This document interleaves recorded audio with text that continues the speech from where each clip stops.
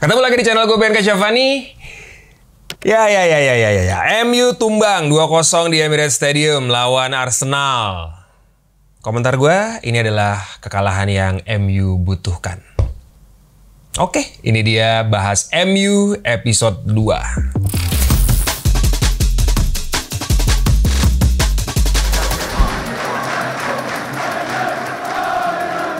Oke, MU kalah 2-0, tapi sebelum ke pertandingannya mungkin gue mau bahas ada beberapa kejadian-kejadian atau beberapa momen-momen yang terjadi antara pertandingan MU lawan Everton sama MU lawan Arsenal kemarin. Menarik, salah satunya adalah press con-nya Pep Guardiola ya. Dia kan waktu kemarin lawan Liverpool kalah 2-0, terus dia sempat kayak ada altercation sama pendukungnya Liverpool di Anfield Stadium. Bukan altercation sih, kayak fansnya Liverpool tuh teriak-teriak atau ngechant. Dia bilang katanya, you gonna sack besok gitu. Lo bakalan sack besok, lo bakalan dipecat besok, lo bakalan dipecat besok. Terus habis itu dia awalnya kayak Pep nggak terlalu peduli gitu. Terus dia ngeliat, terus lama-lama pancing juga, dia senyum. Habis itu dia ngangguk gini kalau nggak salah. Terus habis itu dia gini. Maksudnya adalah six title.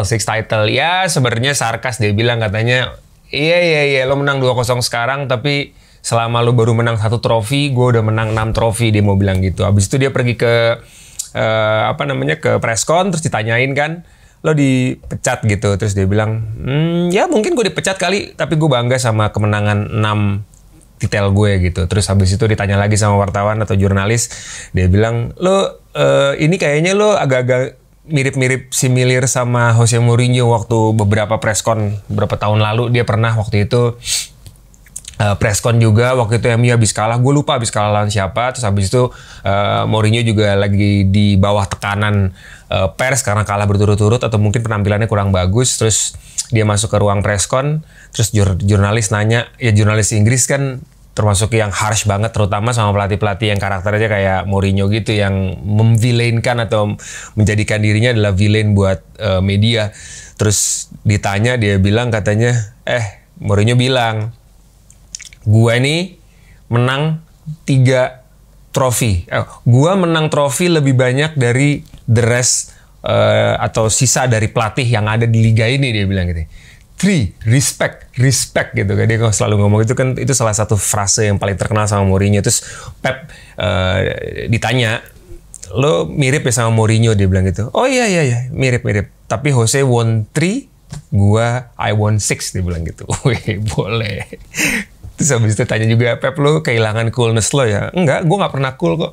Keren deh, lo nonton aja di YouTube press conference-nya Pep Guardiola.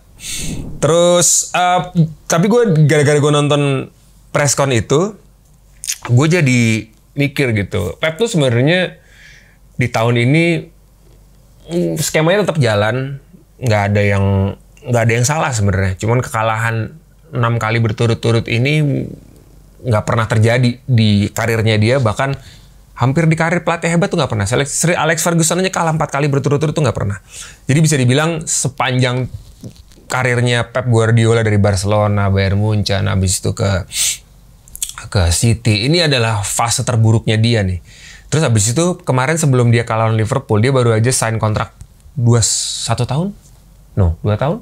Dia baru kontrak panjang lagi tuh sama, baru perpanjang kontrak sama City. Terus gue agak curiga ya, maksudnya kontraknya dia kan tahun depan sebenarnya habis. Dan ngelihat dari karakternya Pep, gue tuh baca bukunya Pep Guardiola, dia orangnya cukup realistis sih. Dia tahu kapan harus cabut, dia tahu kapan harus pindah. Dan gue bisa merasakan kalau ngelihat frustasi seperti ini, hasil yang frustasi seperti ini buat dia, gue tuh pikir tadi tahun depan dia bakalan cabut, tapi ternyata enggak. Apa mungkin gara-gara Amorim masuk MU, dia ngerasa antara challenging atau mungkin City-nya yang takut. Karena sebenarnya Amorim tuh tadinya itu dia diplot untuk gantiin, walaupun belum ada berita yang benar-benar valid ya, tapi memang sebelum MU mau ambil Amorim, katanya Amorim tuh sebenarnya mau diplot gantiin Pep. So ya kita nggak tahu lah. Tapi yang jelas ya itu yang terjadi di fasenya Pep sekarang. Tapi ada hasil yang mungkin akan merubah, hasil dari Manchester City yang akan merubah di malam semalam ya. Terus yang menarik lagi, postingan akun Instagramnya Manchester United yang posting menurut gue lucu banget nih. Lucu banget pakai bahasa Indonesia. Postingannya ada Ronnie Johnson, Teddy Sheringham sama Solskjaer lagi pegang trofi Piala Champion waktu tahun 98 yang menang treble. Terus captionnya adalah menjunjung es teh maupun menjunjung trofi. Keduanya sama-sama mulia. Tahu aja gimana cara dapet engagement nih emang nih akun MU nih. Yang komen 16.500, postingan atau komen nomor 1 di atas itu Mario Delano yang juga lagi ada di sana. Mardel gokil. Dia ke Manchester, habis itu dia ke Emirates juga kalah. Ke Emirates Stadium untuk nonton pertandingan semalam dan kalah. Kapan-kapan nanti kita jalan-jalan bareng Mardel. Oke, sebelum ke pertandingan MU, ada beberapa result pertandingan lain. Liverpool, City, sama Chelsea mungkin yang jadi perhatian gue. Liverpool 3-3 lawan Newcastle. Pertandingannya gila, kenceng banget. Newcastle juga mainnya bagus banget. Gol pertamanya Alexander Isak, come on, gila sih. Gila, bagus banget. Dapat bola, buang 1 touch ke kanan, disikat. Padahal depannya Van Dijk. Bam, gila, golnya bagus banget. Gue tuh kalau ngeliat striker nomor 9 kayak gitu, gue sirik tuh, lu pengen punya striker kayak gitu. Atau sebenarnya kita punya sekarang tapi belum kelihatan aja ya. Bagus banget, Liverpool 3-3. Sebenarnya mereka bisa menang. Jadi mereka kalah 1-0, 1-1 kalau nggak salah 2-1, 2-2 Liverpool nyamain. Abis itu Liverpoolnya unggul 3-2. Abis itu kebobolan karena set piece dari free kick ngelewat di kepalanya Kelleher. Kelleher nggak tahu kenapa dia sebenarnya dia bisa tip bolanya. Gue nggak tahu dia nyampe nggak ya dia ke atas untuk tip bolanya. Kayaknya nggak nyampe sih. Terus dia tangannya malah ditarik gitu. Tiba-tiba ada Fabian Schär dari belakang nyeruduk, disontek, bolanya masuk 3-3. Tapi menurut gue ya itu udah hasil yang paling bagus karena dua-duanya mainnya kencang banget. City akhirnya menang 3-0 lawan Nottingham Forest. Akhirnya matahin jangan sampai ada kekalahan 7 kali beruntun. 7 kali 8 kali? 7 kali ya. Chelsea bantai 5-1 lawan Southampton. Dan ini dia, MU kalah 2-0 di Emirates Stadium. Kenapa tadi di awal gue bilang ini adalah kekalahan yang MU butuhkan? Karena secara keseluruhan jadinya Amorim bisa identifikasi kekurangannya di mana. Dan menurut gue sepanjang pertandingan kelihatan banget. Pertandingannya jam 3.15 dini hari, pagi. Gue udah lama banget gak bangun jam segitu untuk tidur dulu. Terus habis itu pasang alarm bangun dan sangat excited untuk nonton. Mungkin terakhir kali gue nonton ini ya bangun jam 3. Nonton Piala Champion. Nonton MU jam 3 pagi. Oh, jarang banget. Tapi semalam gue semangatnya luar biasa. Oke, squad yang dipasang adalah squad rotasi. Zirkzee jadi cadangan. Højlund jadi striker nomor 9. Dipasang di ujung. Di depannya ada Garnacho sama Mason Mount. Dua-duanya juga pemain rotasi. Hanya Bruno Fernandes yang kemarin main sebagai starter, sekarang sebagai starter lagi. Dan kayaknya Bruno sendiri memang nggak tergantikan ya. Dia untuk di bawahnya Amorim 4 pertandingan ini udah main di 2 posisi cam dan juga posisi center midfield untuk nemenin defender midfieldnya, yaitu ada Ugarte. Kanan kirinya Amat nggak dipasang sebagai starter. Oh iya, Diogo Dalot di kanan, Tyrell Malacia di kiri, Mazraoui yang tadinya biasa di kanan dipasang di LCB atau left center back. Harry Maguire main sebagai starter, sebagai poros tengah. Habis itu ada Matthias De Ligt yang dipasang di kanan. Luke Shaw cedera lagi. Itu salah satu yang jadi highlight beberapa hari, atau mungkin 1 hari sebelum pertandingan dimulai. Luke Shaw cedera dan kayaknya bakalan cukup panjang. Dan ini setback, dia kembali lagi cedera. Kemarin baru main, baru sembuh 2 mingguan setelah cedera panjang, dan ini cedera lagi. Semua orang jadi meragukan, waduh, ini karirnya gimana ya gitu. Ini sama kayak Reece James di Chelsea kan. Cedera panjang lagi, injury prone banget. Walaupun setelah pertandingan kemarin, Amorim tetap bilang ini pemain hebat dan kita akan support terus untuk Luke Shaw. But then again, gue nggak tahu sih Luke Shaw bakalan kembali ke prime dia apa enggak. Apa sebenarnya udah lewat, dan gue nggak tahu dia akan dapat perpanjangan kontrak. Tapi yang jelas cederanya dia lumayan berdampak nih sama belakang, dan juga opsi dari Amorim untuk memulai pertandingan seperti apa. Karena dia salah satu pemain rotasi yang juga sangat berimpact. Kita udah lihat lah dia dipasang sebagai starter seperti apa, sangat berimpact di pertahanan MU. Pertandingan dimulai, babaknya cukup balance. MU tipikal Amorim yang gue lihat di beberapa pertandingan 15 menit pertama dia akan coba membaca pertandingan lawan atau permainan lawan. Di awal menit mencoba untuk nekan yang biasanya dapat gol, tapi kayaknya Arteta udah tahu bakalan ada tekanan di menit-menit awal, jadi dia kayaknya udah punya antidot juga untuk gimana caranya supaya MU nggak golin lagi di 1 menit pertama. Mazraoui main di kiri seperti biasa bagus. Beberapa catatannya di pertandingan semalam, salah satunya adalah Garnacho. Gue nggak tahu ya, Garnacho apinya tuh hilang tuh menurut gue. Decision makingnya jelek, terus kayak agresif intensitasnya sih masih bagus, tapi pegang bola tuh nggak bahaya gitu Garnacho. Pernah ada momen di mana pertandingan dulu zamannya Ten Hag malah dia the only player yang menurut gue pegang bola tuh dan langsung kita lihat, oh ini dia punya peluang. Ada sih semalam, tapi beberapa kali dia salah passing, salah posisi, kayak nggak ada di situ gitu gue ngelihatnya. Gue nggak tahu kenapa. Apakah fitness kebugaran atau mungkin mindsetnya lagi nggak baik gitu. Dan gue bilang sih dia harus perbaikin sih di 2-3 pertandingan ke depan. Karena kalau misalkan dia nggak improve, dia bisa kembali lagi jadi pemain cadangan. Karena kemarin gue lihat di salah satu akun IG yang ngebahas tentang MU namanya Center Devils yang udah dicentang biru juga. Dan kalau udah centang biru sih gue percayanya, walaupun Fabrizio Romano belum pernah sebut ya. Katanya MU lagi interested banget dan lagi ada memulai pembicaraan dengan Son Heung-min. Dan itu dia ada di posisinya Garnacho.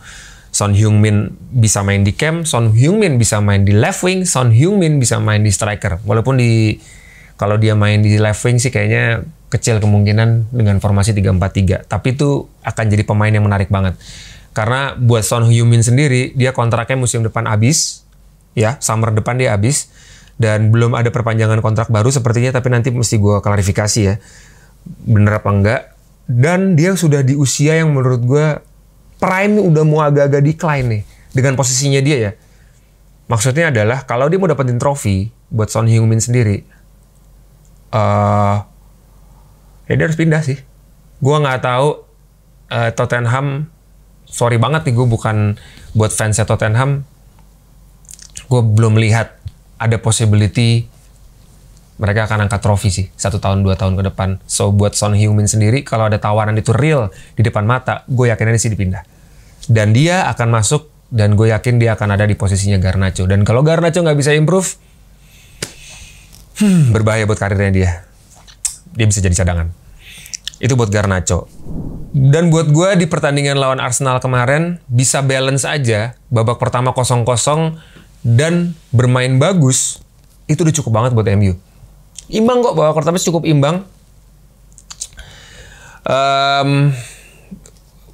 Kelihatan banget yang dibilang namanya identitas tuh mulai kelihatan. Salah satunya adalah pada saat transisi dari defense ke nyerang.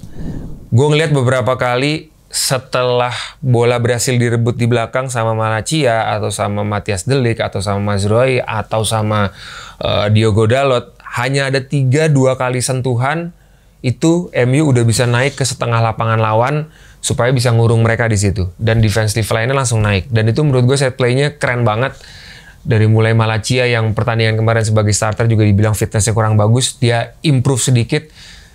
Banyak bola di belakang, satu sentuhan 2 sentuhan dari Malacia, abis itu dari Mazraoui ke Malacia, tiba-tiba langsung ke tengah ada Bruno Fernandes di situ, langsung touch langsung ke depan, Malacia-nya udah langsung ke depan sehingga defensifnya bisa langsung segera naik supaya nggak dikurung di lapangan sendiri seperti yang sering kita lihat waktu zamannya Ten Hag.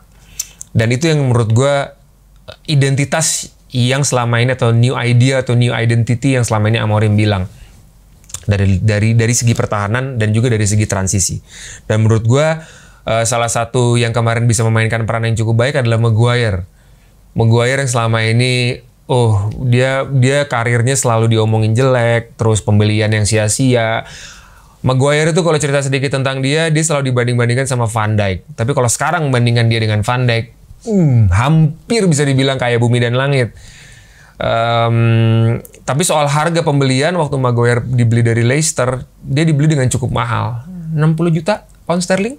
70 juta, lupa gue. Tapi yang jelas harganya nggak jauh beda sama Van Dijk waktu dibeli Liverpool dari Southampton. Karena saat itu menurut gue MU lagi kehilangan opsi untuk beli pemain center back, tapi butuh sekali pemain center back yang cukup bekas. Dan saat itu Maguire baru juara Premier League bersama Leicester dan akhirnya diambil.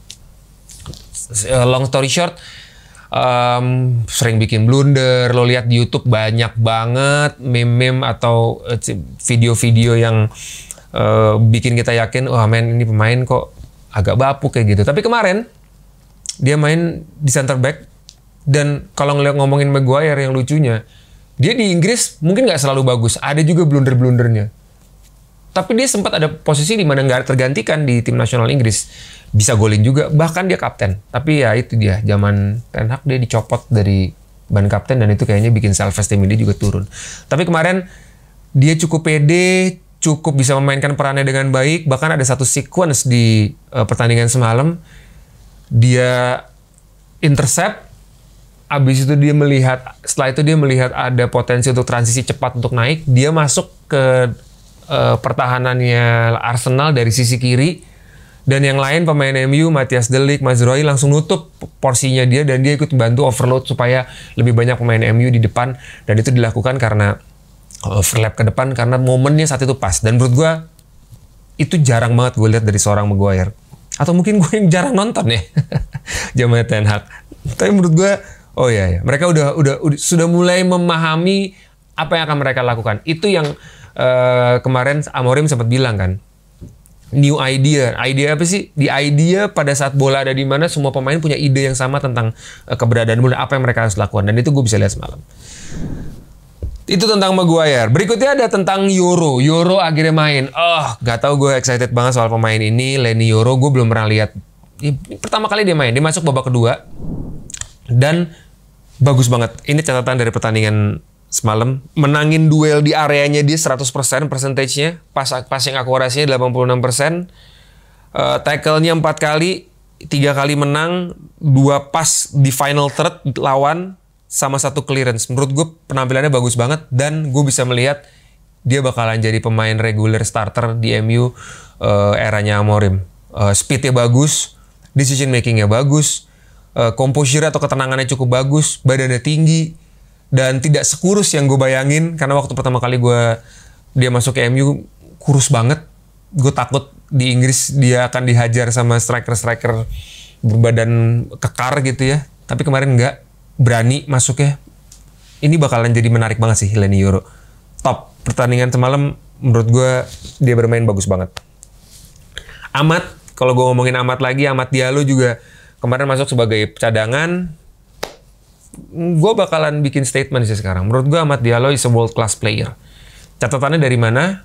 Menurut gue pemain kelas dunia adalah pemain yang dia adalah seorang game changer. Game changer adalah pada saat dia dimasukkan pertandingan langsung berubah. Atau menurut gue world class player itu adalah tim lu bisa main jelek tapi lu main bagus sendiri. Ronaldo, Messi, ya you name it lah. Erling Haaland kadang-kadang timnya jelek dia mainnya jelek sih. Dia world class player nggak ya? I don't know. Tapi Amat Diallo sih bakalan jadi pemain gede sih menurut gue. Dia masih muda banget, badannya masih bisa lebih improve lagi. Kalau kata Amorim, big talent, small player. Orangnya kecil, tapi talentanya besar banget. Beberapa kali dengan sangat nyaman banget dia bisa gocek sendiri, bawa bola sendiri, tempo permainan bisa berubah dari sisinya dia, dan dia main di posisi yang sebenarnya originnya bukan itu. Mungkin dia pemain sayap, tapi bukan di skema 3-4-3. Dan skema 3-4-3 bermain di kanan luar, itu dia harus bantu defense. Dan menurut gue itu dia bisa lakukan dengan sangat baik. Walaupun belum ada result golinnya ya.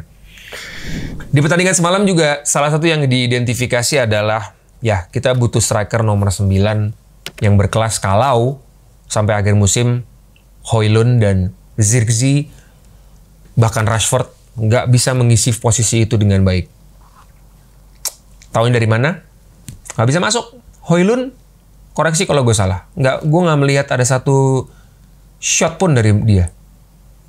Even creating chances, bikin peluang, hampir nggak ada juga. Bukan karena dia buruk, ya karena belum jadi aja timnya. Dan kelihatan banget lawan pemain dan lawan tim seperti Arsenal, the big three yang sekarang ada di posisi kedua. Ya ini kan potret yang paling pas lo lawan tim gede kan. Gimana nanti lo ngomongin soal ketemu City yang akan kita ketemu tanggal 5 Desember. Gimana ketemu Liverpool nanti? Liverpool apa City dulu? City dulu kalau nggak salah. Ya kita butuh itu. Beda banget permainan Højlund waktu lawan Bodo Glimt yang dia golin 2 sama pertandingan semalam. Beda banget. No disrespect buat Højlund, tapi yes, MU mesti berpikir untuk cari striker nomor 9. Orang banyak bilang Gyökeres, orang banyak bilang siapa yang masuk dalam bursa. Belum tentu juga bisa nyelesain masalahnya. Bahkan Gyökeres sendiri, oke, dia sekarang di Eropa dia gol paling banyak. Lawan City dia bisa golin 2. Hat-trick, bukan golin 2. Dia bisa hat-trick, tapi Premier League is a different animal, man. Dia pernah main di Inggris, Gyökeres ini. Dia pernah main di Coventry Championship, bukan di Premier League. Beda tapi Premier League. Bisa nggak dia untuk ngisi nomor 9 di MU? Kita lihat nanti siapa yang akan dibeli sama MU. Tapi jelas, fix. MU sudah harus mulai berpikir cari nomor 9 yang bisa menyaingi striker yang lain. Atau ya yang ada sekarang harus step up. Ya kayak Alexander Isak aja di Newcastle, improvingnya butuh 2 tahun 3 tahun. Awal masuk dia juga nggak bisa bicara banyak, tapi sekarang ya lo lihat aja lah golnya lawan Liverpool semalam. Edan men, dia golin 2 kalau nggak salah. Oke. Selanjutnya soal build up. Build up menurut gue cukup baik. Build up-nya selalu bagus. Yang tadi gue bilang 2-3 sentuhan langsung berada di setengah lawan, bahkan masuk ke depan. Tapi untuk masuk ke final third atau masuk ke kotak lawan, touch-nya MU parah banget. Ada satu momen di babak pertama kemarin gue lihat sentuhan bola di dalam boxnya lawan itu kecil banget. Arsenal udah dapat 7, MU masih 0 waktu itu di babak pertama. Lo lihat aja pertandingan ulangnya. Tapi secara keseluruhan pegang bola atau possession di sepertiga lawan, possession di setengah lapangan lawan itu udah bisa dilakukan dengan cukup baik dan cukup nyaman dilakukan. Jadi transisi dari defense ke depan itu sudah cukup nyaman, dengan sangat mudah bisa dilakukan. Ide untuk melakukan itu juga pemain udah tahu gimana caranya. Defensive line-nya jadi naiknya secara defensifnya jadi naiknya juga pelan, nyaman banget. Dan itu baru kelihatan kalau gue lihat di waktu pertandingan lawan Everton. Dan kemarin lawan tim sekelas Arsenal sudah bisa melakukan itu. Menurut gue itu udah top. Baru deh babak kedua akhirnya kita kecolongan lewat 2 gol corner. Sama persis, bahkan hampir 3. Set play yang dilakukan atau set piece yang dilakukan sama Arsenal bukan tipikal. Mereka udah latih itu dan mereka udah ngincer itu dari babak pertama. Caranya gimana? Gue ngelihat pada saat dimulai di tiang jauh atau di far post, pemain itu akan overload. Pemain Arsenal begitu momentumnya mereka udah latih, pas bola ditendang sama Odegaard, pelan-pelan mereka masuk untuk ngisi, tiba-tiba bener-bener di depan garis gawang. Lo lihat aja golnya. Itu cornernya juga gila sih, cornernya berkelas banget ya. Lu bisa, ya buat main kelas dunia sih itu udah biasa kayak Odegaard sih merem gol kayak gitu. Gol pertama dari Timber dijagain padahal tipis banget, tapi narok bola di kepalanya Timber itu yang menurut gue mereka udah ngincer banget dan mereka yakin mereka udah latih itu. Padahal gue ngelihat di Instagramnya Mario Delano, Mardel gue ambil dari Instagram boleh ya, Mardel kalau nggak salah duduk di depan tuh, terus gue lihat dia videoin latihannya atau warm up-nya MU sebenarnya latihan tuh corner, tapi yang dilatih sama dia adalah corner nyerang. Gue nggak tahu apakah mereka udah bersiap dengan itu, karena gue lihat pada saat gol kedua terjadi, golnya Saliba corner dari kanan, jelek banget lagi golnya, corner dari kanan, setelah itu disundul sama pemain di kiri, gue lupa siapa yang assist, kena punggungnya Saliba. Jadi bukannya disundul, emang udah naruh pemain di situ, kena badan aja gol gitu. Yang jaga near post-nya itu Højlund kebobolan. Dan gue lihat ekspresinya Amorim, dapat nggak tuh videonya dia? Ekspresinya dia diem, usap-usap pala, sama kayak ekspresi kita sih. Tapi gue melihat yang ada di kepalanya dia itu adalah, yang ada di kepalanya dia kayak aduh kayak gini, kayak dia mau ngomong gini, aduh gue lupa lagi gue latih itu gitu, kayak ngomong gitu kayak, aduh iya lagi nggak gitu ya. Aduh iya lagi corner lagi gitu, kayak aduh lupa lagi gue latih itu gitu. Tapi yang menarik itu gini, MU itu waktu zaman Ten Hag, MU itu pernah ngebajak set piece coach. Lo tahu gak sih, pelatih set piece itu ada khusus untuk melatih set piece. Namanya, ntar ya gue cek. MU pernah ngebajak pelatih set piece Arsenal. Namanya Andreas Georgsen. Dia gabung di zamannya Erik Ten Hag untuk jadi backroom staff-nya.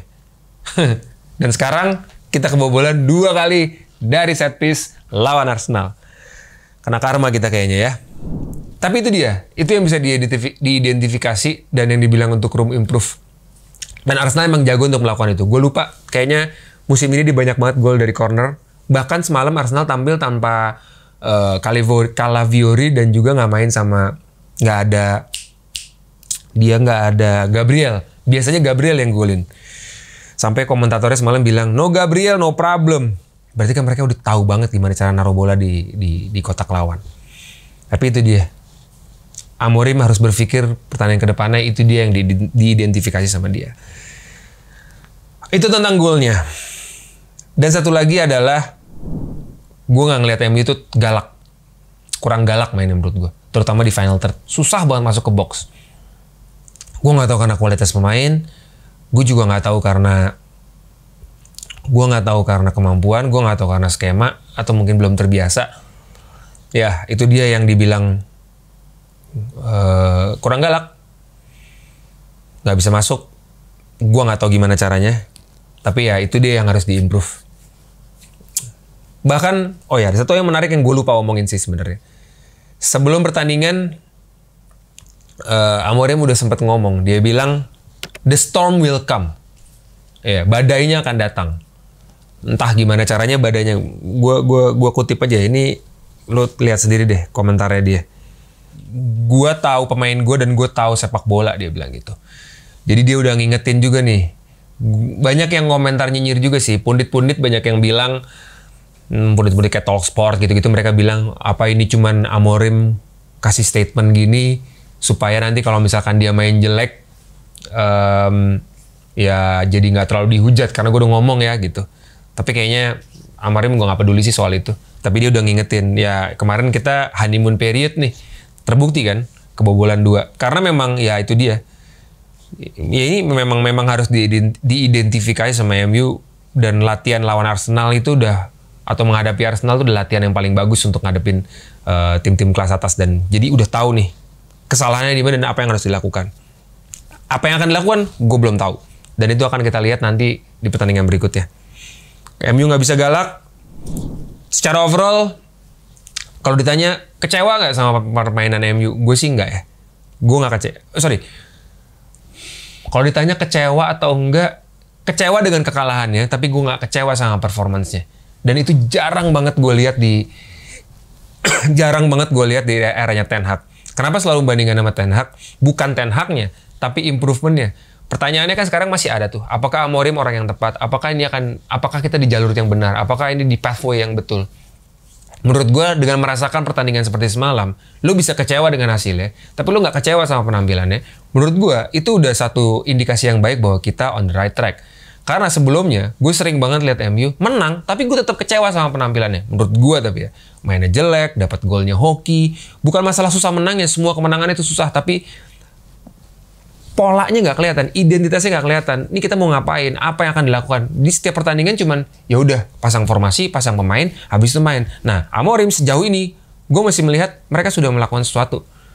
Yang paling gampang adalah ya 5 menit pertandingan berlangsung, lo udah tahu, oh ini yang mau dilakukan, oh ini ada. Menurut gue itu satu hal satu hal improvement yang bisa kita lihat langsung di pertandingan MU sekarang. So kalau ditanya, ya balik lagi. Ya ini adalah kekalahan yang MU butuhkan untuk menghadapi pertandingan selanjutnya. Next fixtures tanggal 8 Desember waktu Indonesia dini hari Minggu 12:30 pagi 00.30 kita akan menyaksikan pertandingan lawan Nottingham Forest. Nottingham Forest abis kalah sama City 3-0. Nottingham Forest juga tim yang musim ini bagus banget. Bahkan Chris Wood jadi sempat ada player of the month, itu strikernya. Setelah kalah 3-0 dibantai, karena pertandingan sebelumnya Nottingham Forest menang. Kemarin kalah. Dan pada saat menang mereka bilang, oh kita udah kembali ke winning ways. Karena sebelumnya mereka juga kalah-kalah. Dan gue yakin mereka akan abis-abisan lawan MU. Dan ada beberapa pemain. Satu pemain yang gue inget, ada Tony Elanga. Dia bekas pemain MU yang sekarang menjadi jagoannya Nottingham Forest. Ya lo bayangin sendiri aja, lo pernah dibuang sama sebuah klub. Ya kalau gue boleh bilang dibuang ya karena nggak kepake gitu ibaratnya. Padahal sebenarnya dia juga big talent. Dan gue yakin Elanga kalau sekarang masih ada di MU, dia akan menjadi pemain yang sangat terpakai banget. Tapi zamannya Ten Hag mungkin nggak melihat ada dia nggak bisa utilize seorang Tony Elanga. Sekarang dia dibuang ke Nottingham Forest dan dia jadi pemain kunci dan selalu bermain bagus. Dan gue yakin pemain seperti kayak dia akan habis-habisan, men. Ya paling gampang lo diputusin sama, lo dibuang sama mantan lo. Terus abis itu cara yang paling bagus untuk balas dendam kan being awesome, men. Apalagi menjadi luar biasa melawan mantan lo itu. Kita lihat. Yang paling gue bikin penasaran di pertandingan selanjutnya adalah Euro akan dipasang sebagai debut atau enggak. Siapa yang akan dipasang sebagai starter. Terus apa yang akan dilakukan MU pada saat menghadapi set piece atau corner lawan. Itu aja sih. Kita ketemu lagi di video berikutnya. Gue akan bikin video nanti setelah MU akan menghadapi Nottingham Forest. Kalau lo mau komentar tentang pertandingan lawan Arsenal, atau lo mau cerita tentang siapa pemain yang lo suka yang mungkin masuk ke MU, lo boleh tulis di kolom komentar. Support channel gue supaya gue bisa bikin video lebih banyak di kedepannya. Kita ketemu lagi di video berikutnya. Glory.